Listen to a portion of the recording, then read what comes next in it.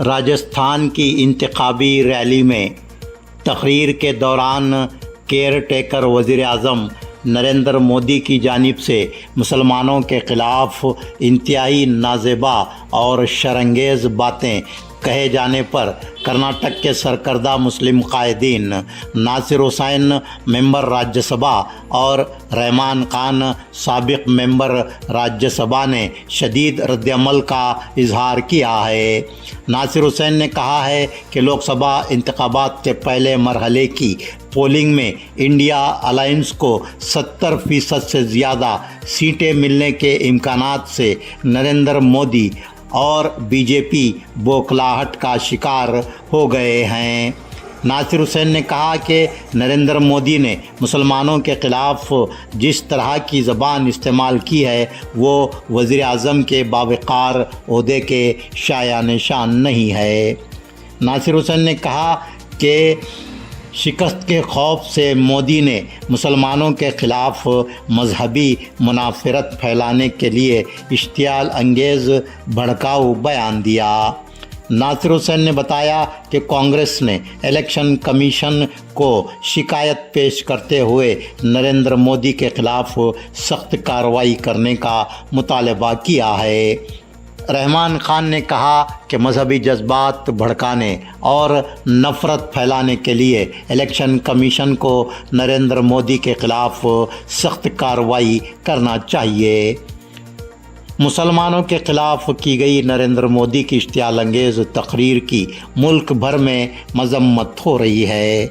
मुसलमानों के ख़िलाफ़ नरेंद्र मोदी का ये जहरीला बयान ग्लोबल लेवल पर शदीद तनक़ीद का निशाना बना हुआ है। नरेंद्र मोदी के इस इस्लामोफोबिक बयान के ख़िलाफ़ मुल्क भर से 17,000 से ज़ायद अहम शख्सियात ने इलेक्शन कमीशन से शिकायत की है। बौखला गए हैं, भारतीय जनता पार्टी के लीडर बौखला गए हैं। जब इनका इंटेलिजेंस रिपोर्ट मिला, जब प्रधानमंत्री को ये पता चला कि 70% से ज्यादा सीट इंडिया अलायंस को जा रहे हैं जो पहले वाले फेज में, तो कल इनकी बयानबाजी हुई। अब बयानबाजी क्या करते हैं?